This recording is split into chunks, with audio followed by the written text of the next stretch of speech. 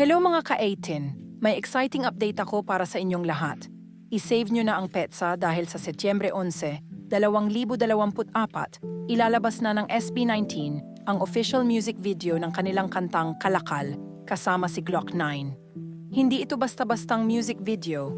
Alam naman natin na kapag SB19, siguradong puno ng pasabog at malalim na mensahe.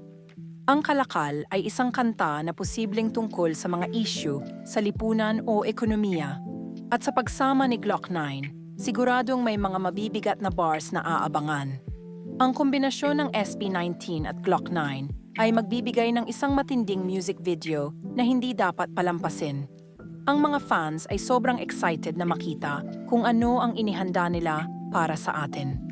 Alam natin na ang SB19 ay laging may ipinaparating na mensahe sa kanilang mga kanta, kaya't abangan natin kung ano ang hatid ng Kalakal sa kanilang music video. Excited na ba kayo?